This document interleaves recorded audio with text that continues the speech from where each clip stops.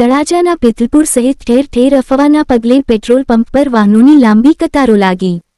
મોડી સાંજે અફવા ફેલાતા પેટ્રોલ પંપ પર અફરાતફરી મચી ગઈ હતી. પિથલપુર ગામે મોડી રાત્રે વાહનોની લાંબી કતારો લાગી હતી.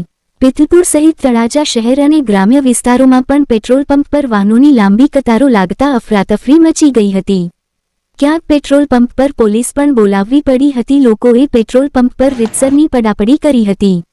અમુક લોકોએ ટાંકી ફૂલ કરાવી હતી. પેટ્રોલ પંપના સંચાલકોનો સંપર્ક કરતા જાણવા મળ્યું હતું કે માત્ર અફવા છે, કોઈ ભાવ વધારો નથી આવ્યો અને પેટ્રોલ પંપ પર જથ્થો ઉપલબ્ધ છે. કોઈ ખોટી અફવાઓમાં ન આવવું, કોઈ તંગી નથી, જોઈએ એટલો પુરવઠો મળી રહેશે. કોઈ પણ અફવા પર ધ્યાન ન આપવું તેમજ પોલીસના જણાવ્યા મુજબ કોઈ પણ વ્યક્તિ ખોટી અફવાઓ ન ફેલાવવી. ખોટી અફવાઓ ફેલાવનાર વિરુદ્ધ ગુનો બને છે. રિપોર્ટ કમલેશ ઢાપા.